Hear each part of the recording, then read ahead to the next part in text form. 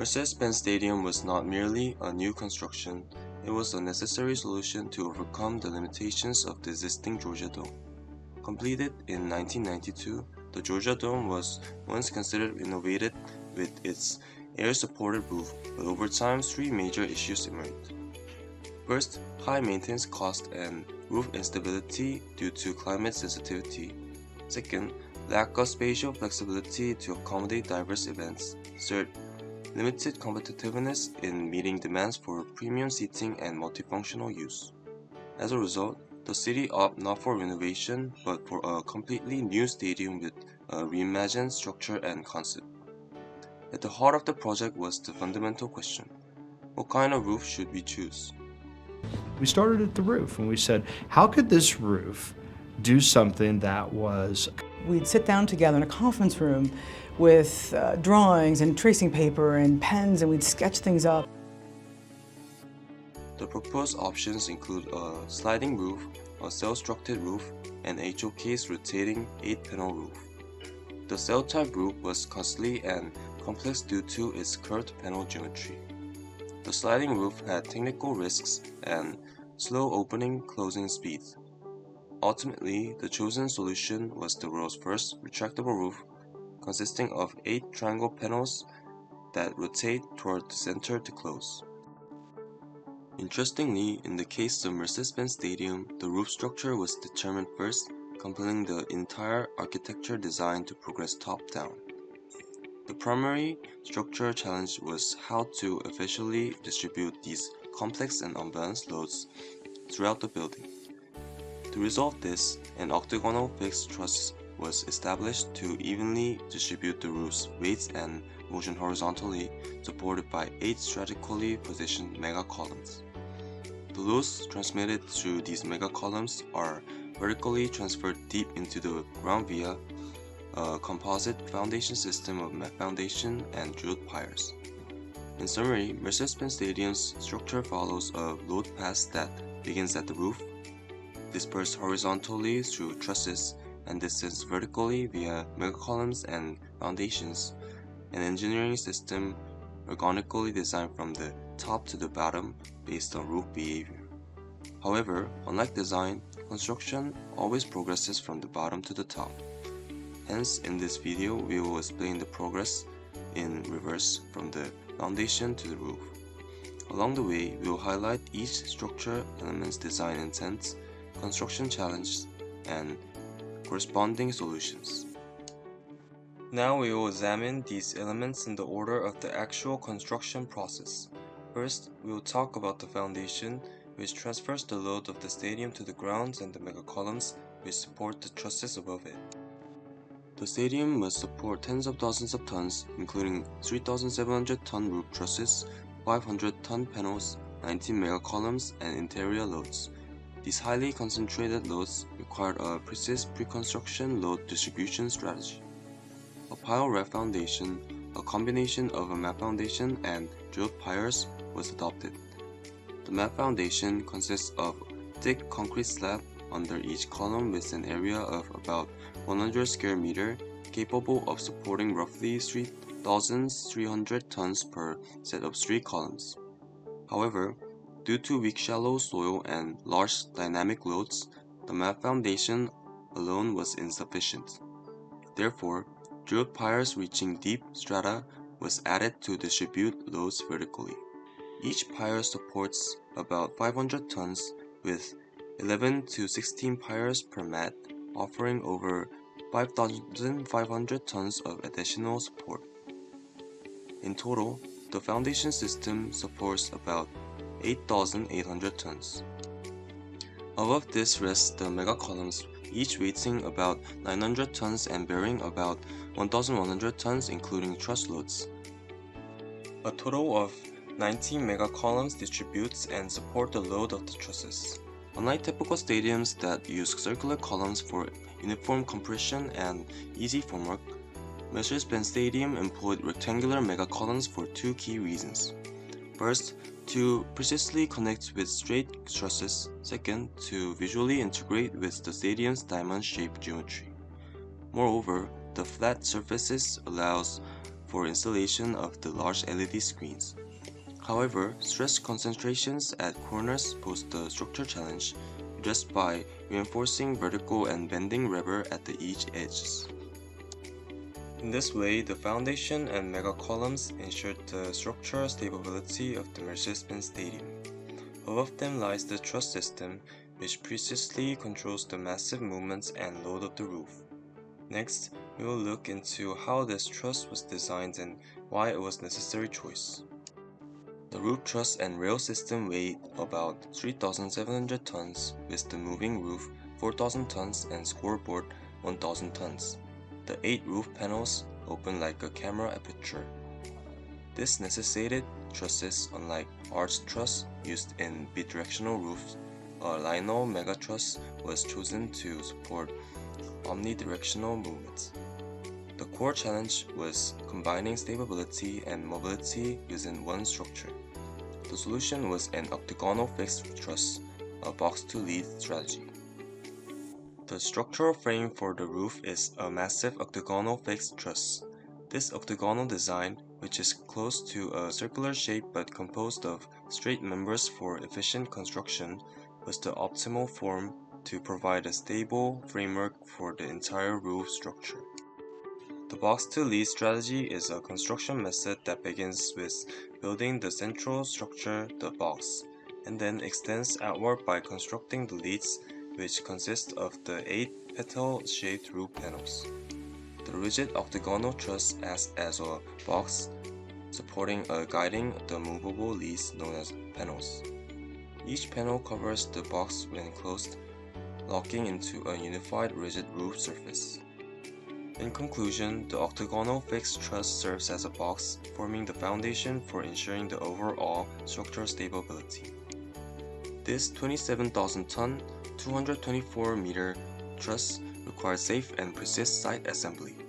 Thus, components were prefabricated into 30-meter segments at 15 off-site factories. Due to their size and weights, mega truss segments were lifted using North America's largest Manitowoc Model 31000 car crane and auxiliary cranes. Transporting such massive equipment into the Stadium Bowl involved disassembling components and reassembling them on-site via temporary access roads. Until stabilized, the trusses needed extensive temporary support. A Luma system with 60-meter high mega-shore towers provided the necessary strengths. The installation of the mega trusses was carried out symmetrically with structural stability as the top priority. Initially, the main sections of the primary trusses were lifted and installed first to ensure balance and stability of the overall structure. After the main truss sections were set in place, secondary trusses that interact and connect these primary elements were installed sequentially. Truss joints required high precision. Due to weld quality risks and field conditions, over 850,000 high-strength bolts were used. Field welding was limited to large closed sections. A decentering process with hydraulic jacks on mega-shore towers transferred the loads from temporary supports to the trusses. Afterward, temporary towers were removed and the truss system stood self-supporting.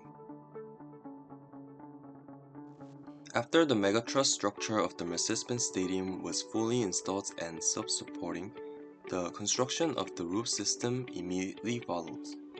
This roof system is composed of pedal panels that move along rails mounted directly on the megatrusses, designed to operate as one continuous structural system with the truss. The first stage of the roof construction was the installation of the roof rails. Since the rails are directly fastened to the megatruss structure, the installation could proceed without additional temporary supports.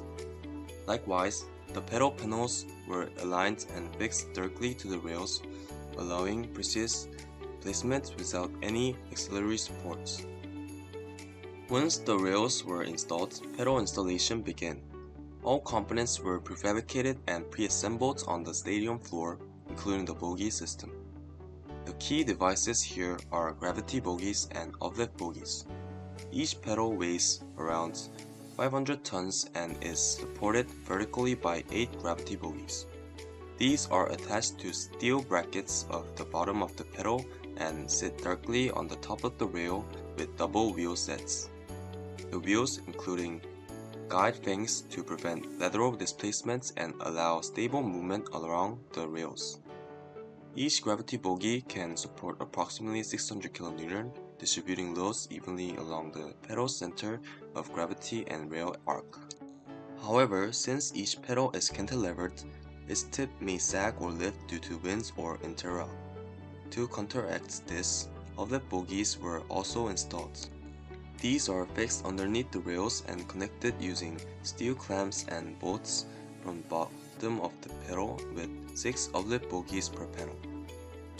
Their wheels are pressed upward against the rails undersides to resist uplift and horizontal forces.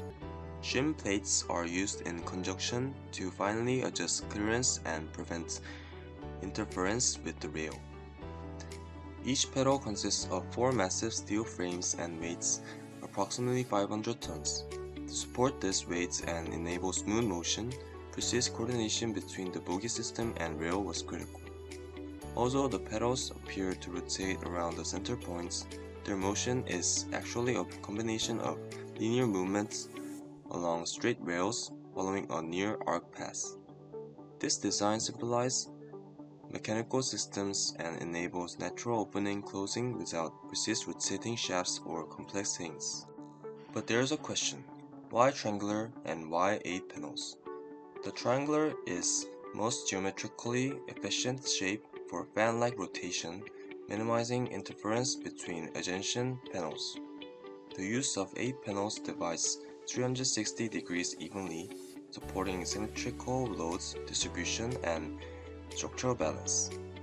Although the panels appear to rotate around the center, they actually followed arc paths along radial rails.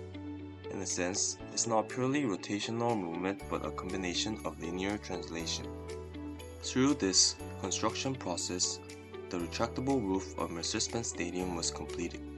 This was not merely an act of assembly but the result of precise structural analysis and advanced load control system and seamless coordination between prefabrication and on-site installation. Due to the immense loads and rotational characteristics involved, the trusses were designed to be unprecedentedly thick and robust, resulting in a massive circular opening at the center of the roof. While exploring ways to utilize this space, the CEO made a bold proposal. They said the fact that we were doing something nobody else had done, they felt they could innovate around it. The thought before was these are going to have to be straight edges, they're going to have to be straight boards, and we'll tie them together, and then we'll make the edges where they come together disappear. Daktronics was the one that convinced us, no, we can curve this board and it can work, and they did it. Unlike conventional stadiums, where a single board is suspended from the ceiling from supported rods, this approach was structurally unfeasible in the Mercedes-Benz Stadium. The result was the creation of the Halo board, a 360-degree circular video board that wraps around the stadium. However, in order to design and install the Halo board, a seating structure that could ensure clear sightlines for spectators had to be established first. Ergonomically, the human field of vision allows for a vertical range of approximately 25 degrees upward and 30 degrees downward when using only the eyes. When the neck is engaged, this range extends to about 50 degrees upward and 70 degrees downward. Additionally, when seated, the most comfortable viewing angle is approximately 15 degrees downwards. The seating at Mercedes-Benz Stadium is divided into lower, middle, and upper sections. In the lower seating areas, the viewing angle toward the Halo board is 25 degrees and 15 degrees toward the fields, both falling within the range of optimum eye rotation, allowing spectators to comfortably view both game and the Halo board. The middle section also maintains ideal sightlines with a 24-degree angle to the Halo board and 23 degrees to the field. In the upper sections, the viewing angle to the Halo board is 9 degrees, making it the most suitable for screen viewing, while the angle to the field is 30 degrees, favoring the Halo board over direct gameplays. As seen in the design drawings, The wrecker beam system at the Mercedes-Benz Stadium was optimized to ensure that all seats maintain a sightline within 25 degrees upward and 30 degrees downward, allowing clear views of both the halo board and the field. Just like the construction of the stadium's major structural elements, the sequence of installing the halo board, wrecker beams, and precast seats proceeded in the reverse order of their design logic. From this point forward, we will explore how the halo board and its supporting structures were integrated into a single, cohesive system through their sequential construction process. The wrecker beam was constructed using cast-in-place concrete with EFCO's plate girder modular formwork system. This system, utilizing quick bolts, is designed for fast and safe assembly of modules. The assembled formwork was precisely lifted into place using a lever tower crane. Rubber placements within the wrecker beam plays a critical role in maintaining the structural integrity of the system. The most important rubber is the D20 diagonal beam bars, placed at 300 mm intervals along the beam slope, resisting both tensile and compressive forces. Splicing ensures both constructability and stability. Supporting this, D16 U-shaped longitudinal reinforcement is arranged at 200 mm intervals along the main bars to hold them in place and distribute localized stress. D16 transverse stirrups, spaced at 250 mm intervals, resist shear forces and prevent structural deformance. Additionally, D10 submental bars are placed at 200 mm intervals at the top and bottom to control cracking and enhance tensile resistance. The wrecker beam is preciously connected to the standard column.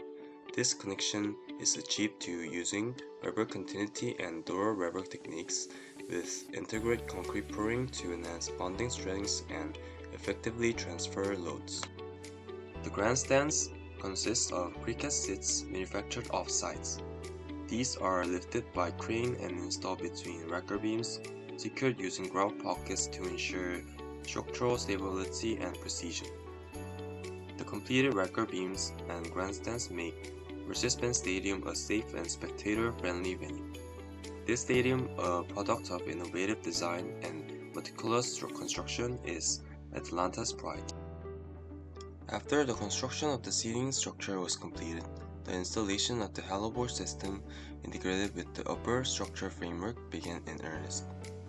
Uniquely, the halo board is not suspended from the center of the roof but instead hangs from the perimeter of the roof trusses, preserving the openness of the central roof oculus while functioning as a visual focal point of the stadium. The board is connected to the truss system via multiple hangers, and its structural loads are efficiently transferred through the upper roof trusses into the mega trusses. The halo board and irregularly shaped mega structures with a diameter of approximately 335 meters and a weight of around 1,200 tons presented a range of complex technical challenges during its installation. First, assembling the entire board on the ground or lifting it all at once was not feasible due to equipment capacity limitations and the structural load constraints of the roof. Second, the high-resolution LED cabinets required extremely precise alignments. Even the slightest movements of the structure posed a significant risk for collision or damage. To address these challenges, the halo board was divided into 24 curved segments, each of which was assembled directly onto the roof truss structure at heights. The segments consist of reinforcing ribs, a main structure frame, and a precision-engineered subframe to ensure both structural integrity and visual accuracy. Beneath the roof trusses lies a structural element known as a header truss. This truss is precisely connected to the structural nodes of the roof trusses, ensuring stable integration.